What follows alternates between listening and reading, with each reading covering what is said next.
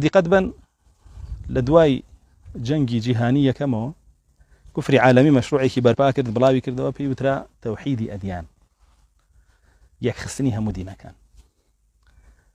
هەموو دینەکان ئەیانوت یەک ڕێگان بۆ لای ئەڵڵا تەبەن ئەم قسەیان زۆر بڵاو کردەوە ئیتر تۆ لە هەر ڕێگایەکیانەوە بێ بۆ لای ئەڵڵا ڕۆی لە ڕێی هیندۆسەوە تێ بە ئەڵڵا بگێر پێیەگەی لە ڕێی بوزیەتەوە تەوێ هەر پێیەگەی لە ڕێی یەهودیەتەوە تەوێ لە ڕێی نەسرانیەتی ئەتەوێ هەر پێیەگەی ئیسلامیشی کە لە ڕێگاکان خەڵکێکی لە ڕێی ئیسلامەوە هاتن ئەم مەشروعی تەوحیدی ئەدیانەیان هێنا بەڵام سبحان الله لەناو خۆشیانە فەشەلی هێنا چونکە یەهود لە نەسارا ڕازی نییە نەسارا لە یەهود ڕازی نییە بۆ خۆشیان وەکو چۆن ئاەتەکان ئاماژەی پێداوە لە قورئانەوە قالت اليهود ليست النصارى على شيء قالت النصارى ليست اليهود على شيء خۆشیان لە خۆیان ڕازی نین بۆیە تۆ کە ئاڵێ منە چم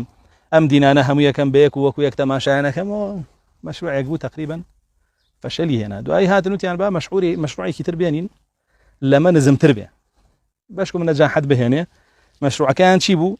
مەشروعی دینی ئیبراهیمی بوو مەشروعی دینی ئیبراهیمی بوو کاکە سێ دین هەیە هەرسێکی ڕێشکەکەی چێتەوە سەر ئیبراهیم مەبەستیان چییە ڕێشکەکەی مەبەستیان تەوحیدەکە نییە میلەکەی بەڵکو مەبەستیان نەسەبەکەیە ئێمە جەزانین نەسەب بە بێمیلە هیچ سوودێکی نییە رسول الله صلى الله عليه وسلم بە فاتیمەی کچیە فەرمێ ئەفەرمێ خۆت ڕزگار کە لە ئاگر من بە کەڵکت نایە کاتێک کە لەسەر سەفا قوڕەیش بانگەکە و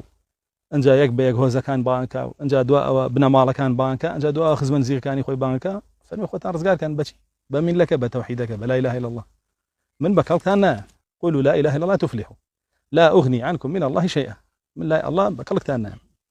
بۆیە لای ئێمە میلەکە شەرتە نەک نەسەب و ڕەچەڵەکە بەڵام ئەوان هاتن هەوڵیاندا عاتیفەی خەڵک بجوڵێنین لە ڕێی نەسەب و لە ڕێی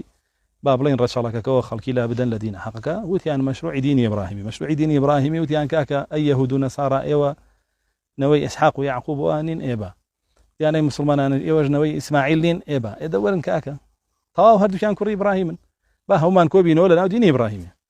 ئەو تا ئێستاش ئیشی لەسەرەکەن بەڵام خۆیان چاکەزان نەمەشیان بۆ ناچێتە سەر چونکە هەر ئەویش الله جل جلاله لە قورئانە بە درۆی خستوەتەوە کە ئەفەرمێ ئیبراهیم چۆن بوو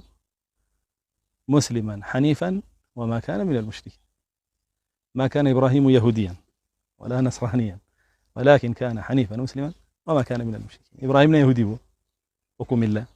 لا نصراني بو وكو ملة بلكو مسلمانيكي حنيف بو حنيف يعني لا يداوى لهمو بطالكو لقال حق بو لا يداوى لهمو شركيكو لقال توحيد بو لا دانيكي يقجاري بالرعوة يقلابو بعلم عن قصد ويفرمي وهيج كاتيش لقال مشركة كان نبوي مشركيني علمانية بي مشركيني ديمقراطية بي مشركيني بابلين شيوعية بي اي كومونيستان بي هرگیز لقال يعني نبو بيان رازيني بالكو دجيشيان بو وكو لا تكاني يتراباس كده بويا ام مشروعي اديانه جعين نشد خويا انا زان مدتي كتر ديني ابراهيمي امش تي اتشو لنا وتشو نجاحدنا يعني اسا مشروعي كتر يعني بقريان خستوا وكاري لسركن كبريتيلا تساوي الأديان يكسان بوني همو آينا كان بيكتري كأوا براستي يعني كردوانا بياسا لهر دولتك هذا صلاة يعني هي بسري وتقريبا لهم جهانا كايش بريتيلا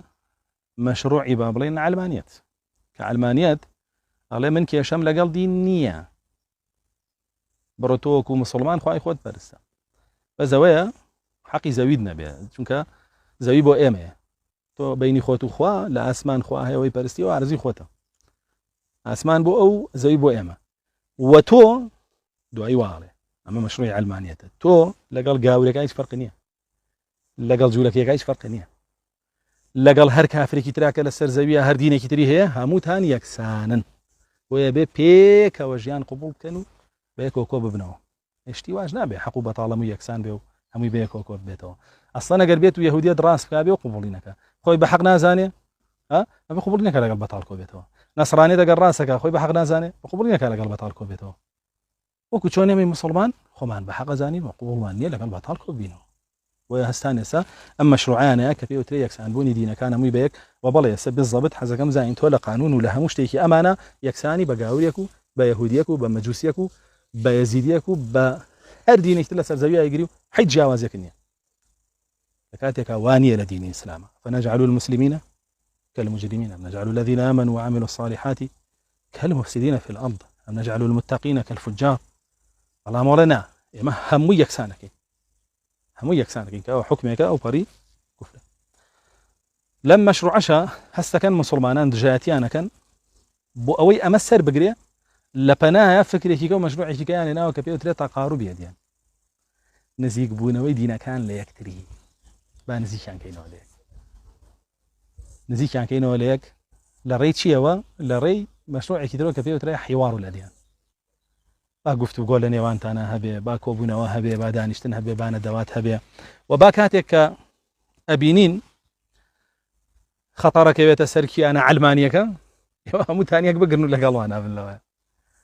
کاتێک ئەبینن کیانە عەلمانیەکە پێویستی بە سەرخستن هەیە ئێوە هەمووتان یەک بگرن و لەگەڵێمە بن یاخود کیانە دیموکراسیەکە بۆیە سێرەکەی